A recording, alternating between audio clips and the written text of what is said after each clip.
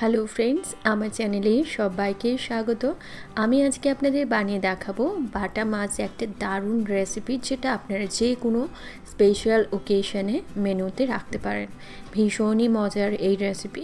চলুন দেখে নিই কী করে তৈরি করতে হয়। বাটা মাছের এই রেসিপি বানানোর জন্য এখানে আমি 5খানা বাটা মাছ পরিষ্কার করে ধুয়ে নিয়েছি নুন গরম জল দিয়ে। এবারে মাছটা ম্যারিনেট করবো। এর মধ্যে অল্প নুন দিয়ে দিলাম, হলুদের গুঁড়ো আর সামান্য একটু লঙ্কার গুঁড়ো দিয়ে এই মাছটাকে মাখিয়ে নেব। যেই মাছগুলো মিষ্টি জলের, সেই মাছগুলো আপনারা ভাজার সময় একটু লঙ্কার গুঁড়ো দিয়ে ভাজবেন, তাহলে না মাছটা ভালো লাগে খেতে। তো মাছগুলো ভালো করে মাখিয়ে সাইডে রাখবো। এবারে কড়ার মধ্যে সর্ষের তেল একদম ভালো করে গরম করব। এই রান্নাটা সর্ষের তেলেই করবে। তেলটা যখন ভালো করে গরম হবে তখন এর মধ্যে মাছগুলোকে দিয়ে দিচ্ছি। এই মাছ একসঙ্গে অনেক দেবেন না, তাহলে ভেঙে যেতে পারে। যখন এই মাছগুলোর একটা পিঠ ভালো করে লাল লাল হবে তখন এই মাছটাকে উল্টে দিতে হবে। দেখুন, এই মাছগুলোকে আমি সুন্দর করে ভেজে নিলাম। এইভাবে আমি সমস্ত মাছগুলোকে ভেজে তুলে রাখবো। নর্মালি আমরা কি করি, বাটা মাছ দিয়ে পাতলা মাছের ঝোল বা কালিয়া এইসবই খায়, তবে আপনারা এই রেসিপিটি করে দেখবেন। এটা বাটা মাছ দিয়ে কিন্তু এই রান্নাটা ভীষণ ভালো হয়। তো আপনারা যে কোনো স্পেশাল কোনো অকেশনেও এটা বানিয়ে খাওয়াতে পারেন। এবারে এই রান্নাটা করব। আমি সর্ষের তেল গরম করে তেজপাতা, শুকনো লঙ্কা আর গোটা গরম মশলা ফোড়ন দিয়ে দিয়েছি। এর মধ্যে দেখুন এখানে হলুদ সর্ষে বাটা রেখেছি 1 টেবিল স্পুন। এখানে কাঁচা লঙ্কা রেখেছি মোটামুটি 4-5টা, আর এখানে পেঁয়াজ বাটা রয়েছে। লঙ্কাটা আপনাদের টেস্ট অনুযায়ী দেবেন।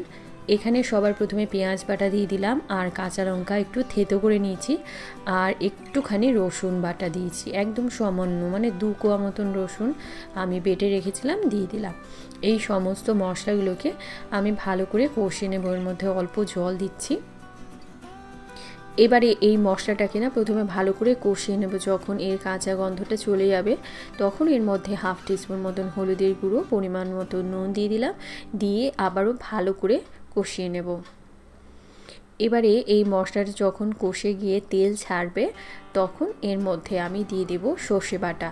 এই রান্নাটায় আপনারা অবশ্যই সর্ষে যে ইউজ করবেন সেটা হলুদ সর্ষেই দেবেন। নর্মালি আমরা কালো সর্ষে আর হলুদ সর্ষে দুটো মিশিয়ে দিই, তবে এই রান্নাটার ক্ষেত্রে আমি সবাইকে বলবো হলুদ সর্ষেই দিতে। আর এই সর্ষে বাটা দিয়ে বেশিক্ষণ কষানো যাবে না। তো এবারে এর মধ্যে আমি নারকেলের দুধ দিয়ে দেব। এখানে 1 কাপ পরিমাণ নারকেলের দুধ আমি বার করে রেখেছি, এর মধ্যে দিয়ে দেব। বাকিটা আমি জল দেব। তো এই সর্ষেটা না আমি সবাইকে বলবো যে তেলের মধ্যে একদম কয়েক সেকেন্ড একটু কষিয়ে এর মধ্যে নারকেলের দুধটা দিয়ে দেবেন, কেননা সর্ষে তেলের মধ্যে বেশিক্ষণ কষালে কিন্তু তেতো লাগার চান্স থাকে। তো এর মধ্যে অল্প জল দিয়ে দিয়েছি। এবারে যখন ঝোলটা ফুটে উঠেছে এর মধ্যে আমি ভাজা মাছগুলোকে দিয়ে দিচ্ছি। এবারে এই মাছটাকে আমি একটু নাড়াচাড়া করে চাপা দিয়ে রাখবো, যাতে করে মাছটা ভালোভাবে একদম সুন্দর রান্না হয়ে যায়।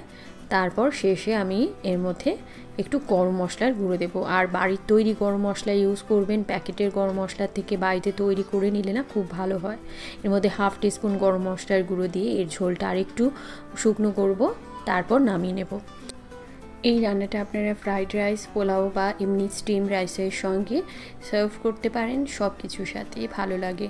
আপনারা এই রেসিপিটি যে কোনো স্পেশাল ওকেশনে মেনুতে রাখতে পারেন, সবাই ভীষণ পছন্দ করবে। কীরকম লাগলো জানাবেন। ভালো লাগলে লাইক করুন, শেয়ার করুন, আর আমার চ্যানেলটিকে সাবস্ক্রাইব করবেন।